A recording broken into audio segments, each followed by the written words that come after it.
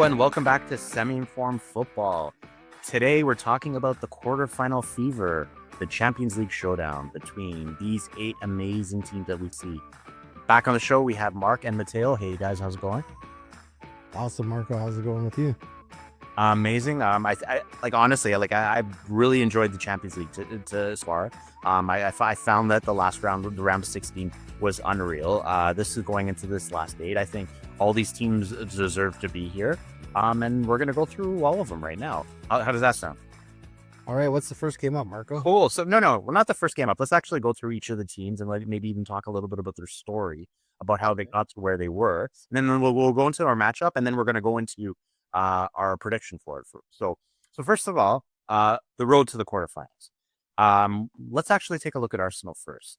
Now, they had a very dominant performance against PSV Eindhoven. What do you think about their play so far? And it's really, really hard to take Arsenal away from the Arsenal that's playing the domestic league. But when I take a look at this Arsenal team, I look at them as obviously I know they failed to. We've mentioned this on the podcast before. They failed to sign a striker, pervasive injuries and stuff like that.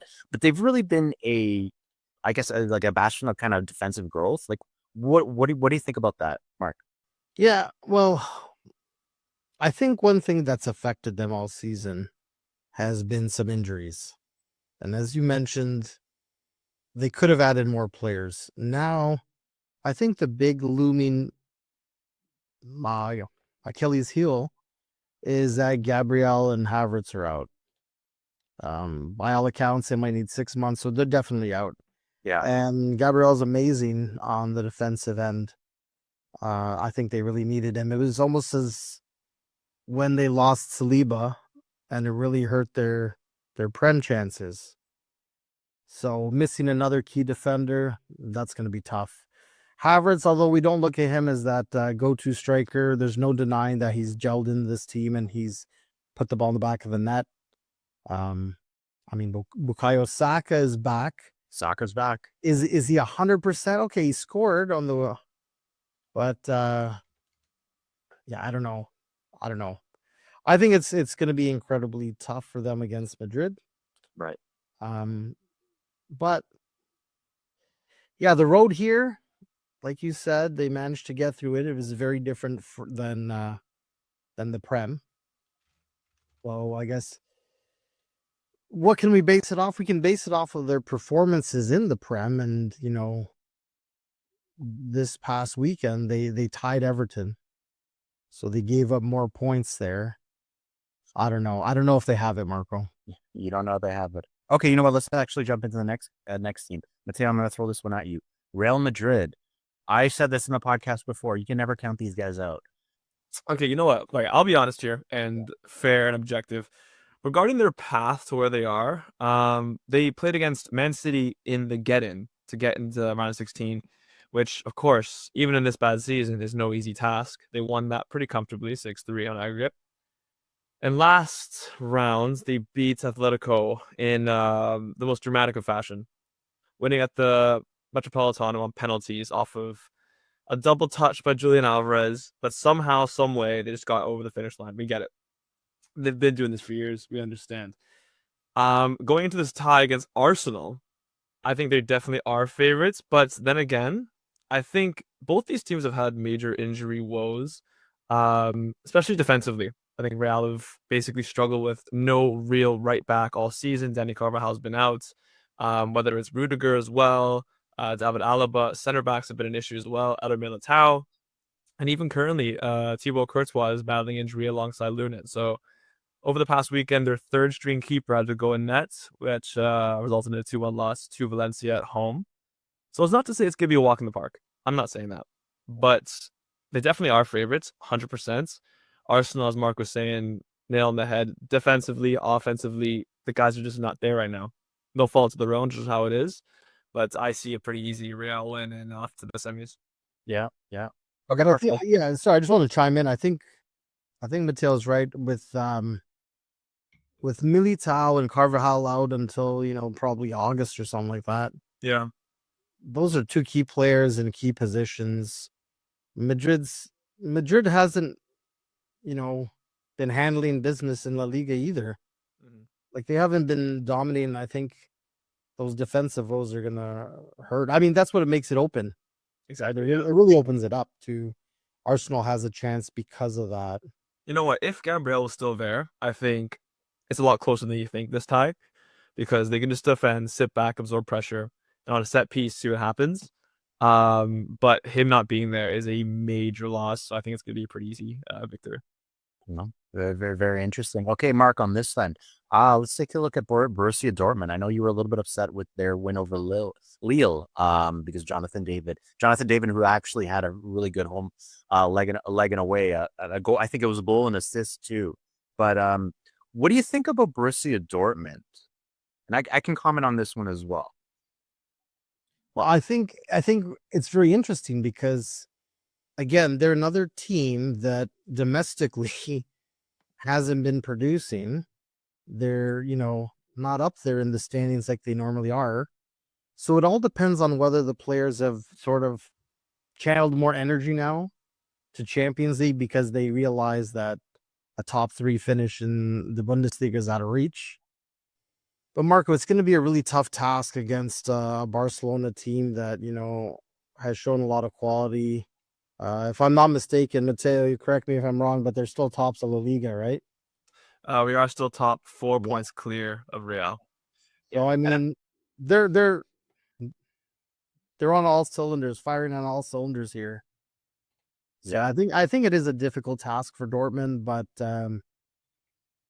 yeah, I mean, we've seen Dortmund reach the finals of the Champions League before. Yeah, no, that's true.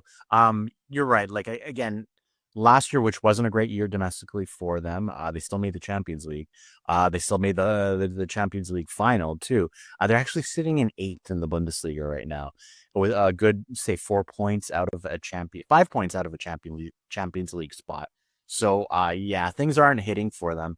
What I do kind of like is I like Guirassy in this tournament, and he is scoring. So honestly, I feel like I feel like, I don't know, I'm a Dortmund fan. I think this is going to be a challenge for them anyway. So anyways, so let's kind of leave this right now. We're going to go into Barcelona, and we're going to let Matteo talk about Barcelona. Talk about your team. Listen, I would love to sit here and praise them beyond belief, as Mark did, which I'm surprised about. But that's not to say there aren't flaws with this team. Over the past weekend, they dropped points versus Betis. Certain players are looking out of form. And one thing for me that is so, so key with Barca, because they're going so far in all competitions, La Liga, Copa del Rey, Champions League, their schedule is so compact and condensed. They're averaging a game every 2.5, 3 days for the rest of the season. Yeah. So that kind of workload does take a toll. And especially with a team like this, where there's not an abundance of players to replace starters, that's going to have an impact. I think we saw it this past weekend. Combine that with the fact that older players like Lewandowski do need more rest time. It's not going to be as easy as you think. So I think Barca will go through for sure. Even their path hasn't been that difficult. They played against Benfica last round. And no offense to any of the teams in the bracket, but they have the easier side to go to the final, in my opinion. So I think they'll win this, but I won't be surprised to see a shaky second leg going into the Signal Iduna Park. And Matteo, what's their injury situation like? Injury-wise, Dani Olmo actually came back, but he's back out for 2 or 3 weeks. A few guys are carrying a few knocks, De Jong being one of them. Kubarsi, Martinez, not 100% fit. There are guys who are playing not fully fit, so that's a very valid point. Awesome. Let's go on into Bayern Munich. Bayern Munich. Honestly, I think that, first of all, they are at the top of the Bundesliga right now. I do think that they're going to run away with the Bundesliga right as well. I think that they have a very, very strong attack. Honestly, could I see them run to the finals potentially? I think they had a win, a 5-0 aggregate win over Leverkusen last round, and I know a lot of people kind of scoffed at that. Leverkusen isn't easy team to beat. Last year they had a dream season, losing only 1 game, and I felt like they're a lot better than that, and they've really, really challenged Bayern in the Bundesliga this year. So again, I do think Bayern's a strong team coming into this. Key point with Bayern, though, you're right. They've been pretty good all season. And recently, actually, this past weekend, Musiala got hurt. He's out for the season. So that's one big loss, in my that's opinion. huge. Yeah. The whole season he's out for, so we'll see how they cope. But for me, it's a major loss. Definitely. Okay, so let's jump into their opponents, Inter Milan. Honestly, for me, like I think they're at the top of the Serie A. They just tied this past weekend. I don't think they're comfortably at the top of it. They are playing a whole lot of football, which Matteo mentioned with a lot of the team. Yeah. They are playing a whole lot of bunch of football, but I feel like they have a very, very strong defensive line. This is a team that's only allowed 2 goals in the tournament so far, which is unheard of, right? So, do you think they have a strong defensive line? Like I said, I always say how compact and how great their midfield is. So, you know what? I think that's Inter Milan's strength right there. Yeah, I There, think yeah. they played well in the round of 16, the road here. 2-0 that first leg, 2-1 against, a pretty gritty Feyenoord side. But really, I think No, I think it is pretty fair because that semifinal is going to be big, as is both sides of the brackets. Inter, for me, is one of the teams that no one really wants to play. They are very solid defensively, as you said. And going forward, I mean, if you don't concede goals, you can't lose games. So I would definitely prefer, as a Barca fan, to play against Bayern, who I think is going to win out of these two. Bayern or Inter will get there, but either or is not an easy matchup. So I really like Bayern, but I think Inter's going to win. gotta see what happens. I think with the Musiala loss, that's definitely a big game changer. And you're also down Alfonso Davies. That's right, too. Yeah, very good point. Yeah. Okay, let's jump into the next one, and PSG. So PSG is a team that I'm actually quite proud of. Like, again, they went pretty far. They went to the quarters last year, losing to Dortmund. I like the fact that they kind of shedded themselves of Mbappe, of Neymar, Yes. Messi, right? Like, they're kind of bringing it down to brass tacks, kind of using a lot of like the French homegrown players. Again, with other compliments as well. But I felt like that's pretty much what they had to do, rather than just sort of buy championships with with these €100 million players, right? Yeah. So I'm really proud of how they're playing. I think they're, again, I like this. It's close to home with Mark, but getting by Liverpool in the last round, like that was the matchup of the round of 16. It was, yeah. Yeah, and truthfully speaking, PSG played 2 solid games against Liverpool. I mean, obviously, I don't want to talk about this, but yeah, they deserve to be where they are. Yeah. I mean, 2 solid games. That first game just got away from them, but they peppered Liverpool with shots. Yeah, fair. In the Allison, the second first game, leg was incredible. Liverpool took the lead, and then just, the thing I wanted to say about PSG, Marko, I think you got it right about trying to build this team as opposed to just go get these big names. Yeah. Shedding Mbappe, definitely they needed to do that. Or it was going to happen anyway, right? So, But I think most importantly, and I called this back in January on one of our shows, when the January transfer window comes and you want to make a splash, you got to go out and sign a monster player. Signing Kvaratskhelia, really changed the dynamic of the team. And he was a constant threat against Liverpool. He was moving like a machine. Yeah. Every time he stood to take a free kick, it was just danger. Like every time he touched the ball, it was just danger. Yeah. And so, I think some other big teams need to be smart in that January window. Yeah, no, and honestly, as somebody that's watched a whole lot of Napoli over the last 2 seasons, like you knew his class, like Debbie is such an amazing dynamic player. Okay, we're gonna go into the last team of this 8, and I guess this is the kind of the darling that nobody, I don't know, maybe a lot of people didn't expect to be here or anything, but Aston Villa, was this a surprise, or again, was this like kind of a slow build where they finished well in the Prem last year? They deserve to be there. They're probably gonna be in the top 4 or 5 this year too, right? But Yeah, I'll start. I think in Aston Villa's case, um, I think the attention this year really was on Champions League. Yes, they've been doing okay in the Prem. They had a monster game this past weekend, beating top class Nottingham Forest. But I think their focus really was Champions League. And I say that because in the group stage, the initial stage, Villa went for it, right? They didn't want to be in that playoff round, so they went for it. They also are a team that made some key signings, adding that depth, especially losing John Duran. Yeah, good point. I think in the winter, you're right. Teams distinguish themselves from others based off who they sign. PSG, Kvaratskhelia, and Aston Villa, for me, it's a major team that's gone under the radar. They signed Marcus Rashford, on loan albeit. Marcus Asensio, Yo, Daniel Malin, all these players going forward, I think that's what makes them such a threat on all stages. The Premier League, Champions League, they stocked up with a full roster, ready for a far run in this competition. And you know what? I think they've gone under the radar in multiple senses. Like I said, they've done all the right things. They finished strong in the group stage. They got a easy matchup against Club Brugge round of 16.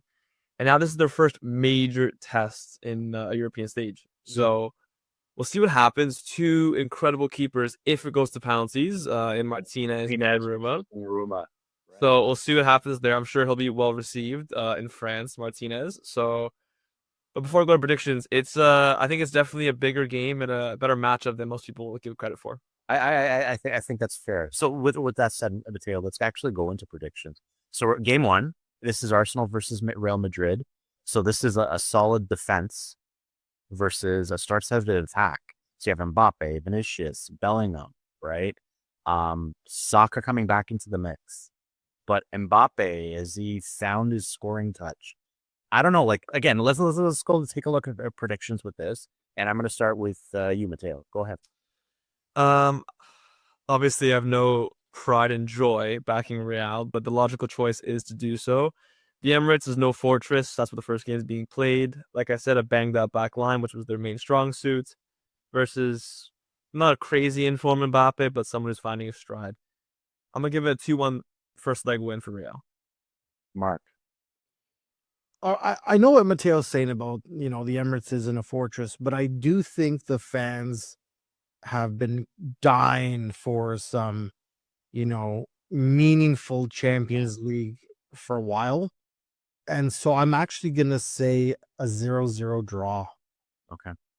Okay, so I'm going to cop out with this one too, but I'm going to say it's a 1-1 draw, right? And then let's see what happens in the second leg of this, right? So Yeah. I don't know, and then that's one where I'm like, I don't know, you never count Real Madrid out, but I think this is going to be a phenomenal matchup. So honestly, okay, cool. Let's actually go into the next game. So Bayern versus Inter, and this is funny, like because I find that this game is going to play out similar to the way Italy-Germany played out a few weeks back.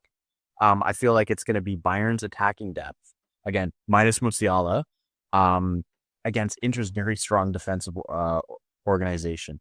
Harry Kane seems to be finding the back of the net all the time. But again, Lautaro is a proven striker. So I don't know. I think this is going to be a tight contest.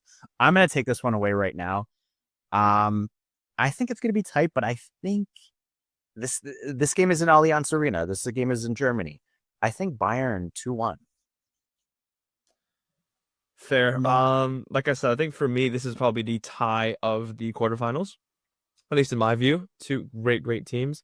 And the analogy from Italy, Germany is pretty spot on, actually, in all regards. So, yeah, first leg in Germany at the Allianz. I'm going to go Musiala is a big loss. It really is. But I still do back Bayern. They really are good. So I'm going to do the same as you, 2-1. Yeah.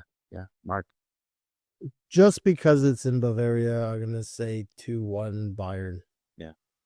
Yeah. Cop out. I want to throw it out there. Probably one player that I've been really excited to watch this year on Bayern, and it's just kind of where it was Michael Olise. Like, Yes. Like I watch this guy and it just unreal. Like, so if he can link up with Kane, Musiala's gone, but Musiala and I don't know, is it Sane on the left? I was just gonna say, Sane gonna step it up. Yeah, they have to have somebody step it up because also, right, Fonzie is out, Alfonso Davies is out, right? So I almost wish we could have a full on no injury contest between all of these teams because it would be so fun to watch. But again, it's the nature of the game, right? Now that you bring it up, Olise is the type of guy who, in this type of game, could pot a goal himself. Yeah. That's true. Okay, let's jump into the next one. PSG Aston Villa. I don't know. PSG has a lot of attacking flair, some strong strikers. But Villa has a real kind of underdog spirit, right? So again, like you mentioned in just a few moments ago, Farchelia versus, I don't know, Ollie Watkins, right? Like really, really strong players. So I'm gonna send this one off to you, Mark. Mark, like what do you think is gonna happen in this attack? All right, with this one, just the way that they played, based on the last two games, Champions League games they played, they were such a cohesive unit. I'm gonna say 3-0 PSG. They are at home. Very interesting. Yeah, this is in Parc des Princes. Yeah. So Matteo. Oy, okay, 3-0. I did not expect that. Yes, I acknowledge they're at home, and their team is obviously phenomenal. Their only one loss in recent times was against Liverpool, and they won that tie. Man, but listen, I don't know why. I really don't. But for me, tournaments are about finding form at the right time.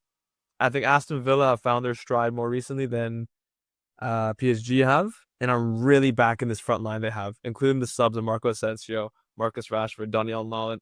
Call me crazy. For some reason, like God is telling me, the first leg, they'll probably win PSG. Maybe 2-1. There will be a little bit of goals, 2-1 and 3-2, but an overall tie. Come back to it if you want. I think Aston Villa will win. So you're saying PSG? The first leg will win PSG. Yeah, 2-1. Yeah. So I'm gonna throw things up, and I'm gonna say Villa 1-0. Fair. Yeah. See, I get it. No. Yeah. Oh, but you know what? I don't know what it's gonna be like. I want to watch this game just to see. I want to maybe re-alter my prediction for the second leg because I don't know how it's going to play out. I really want to see how these teams play each other. Yeah. I can't play this game out in my head yet, right? Look, I'm not taking anything away from Aston Villa. I think they are a good team, but I just think PSG's that much better. Yeah. Dembele with the brace. Yeah. Cool. Last game of the title. Again, Barcelona, Borussia Dortmund. Mark, I'm going to give this one to you because I know Mateo's going to want to talk a lot about this one. So, Mark, take this away. Barcelona, Borussia Dortmund. Barcelona's at home. I'm going to say 3-0 just because of the quality that they've shown and the way Dortmund is in the league standings. And I mean, I know that doesn't always translate, but one team's at their peak and one team hasn't been at their peak. Matteo, take it away. You know what? Listen, I wouldn't say right at our peak, but we definitely are in better form than Dortmund at our home. That's not really our home at the Montjuic. I'm trying to find reasons to be impartial, but I think we're gonna win. But it's the quality. You have to admit the quality. Yeah, like I'm trying to find flaws in the team. I really am. But you know what?